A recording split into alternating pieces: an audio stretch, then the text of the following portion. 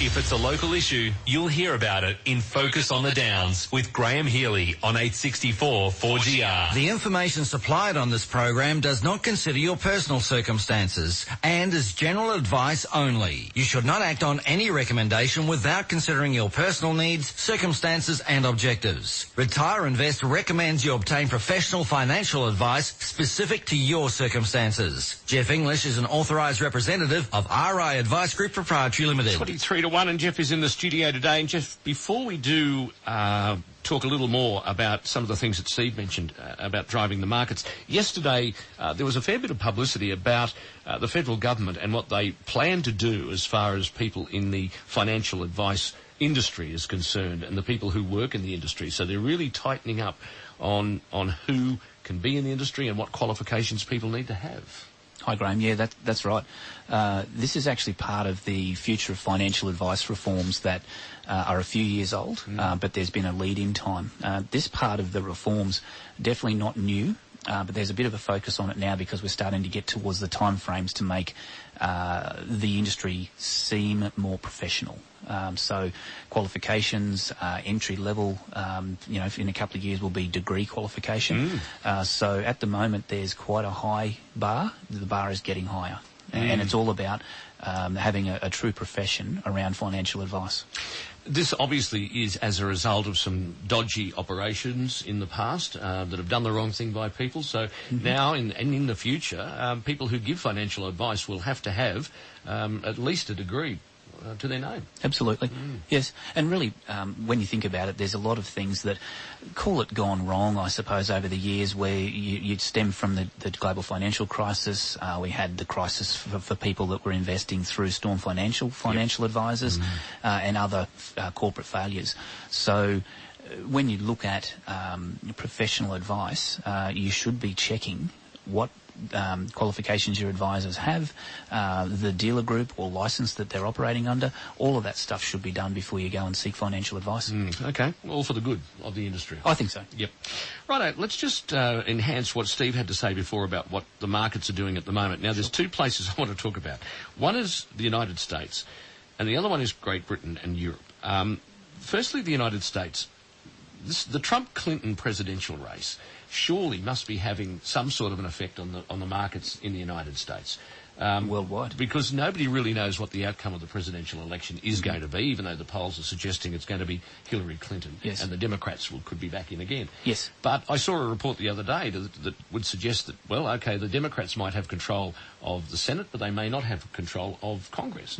So there's uncertainty there, and that could be for a long time yet. Well, that's a big issue around markets, that word uncertainty. So you go back a couple of weeks or just prior to the round of debates that they had, and we had market volatility across the world. It had come out of the US, but a lot of the smaller markets like Australia would see that as a leading indicator. So the general thought was that if the debates came through and Clinton looked like she was in front, then markets would see that as a bit more stable. If Trump looked like he, had the front running, markets would see that in the short term as uncertainty and be volatile. So these sort of things shouldn't affect people's money, your superannuation investments and all of that, but they do. The other one, of course, is interest rate policy.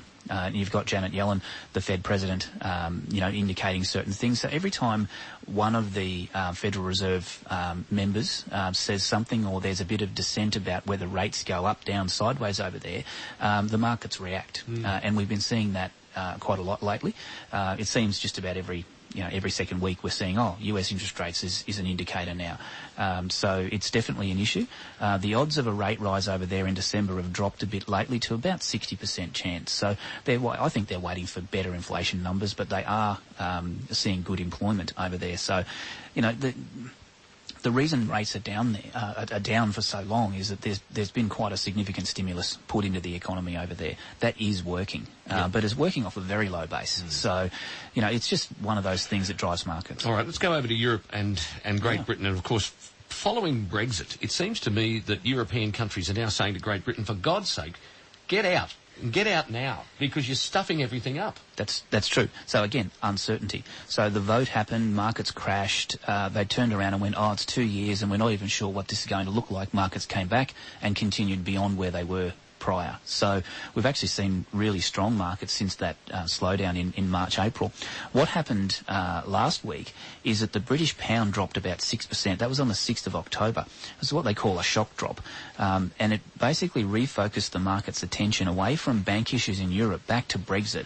And their issue around that sort of a flash crash is that the Tory party came out and said that their priority is actually immigration and border control rather than staying a member of the financial market, the EU common market.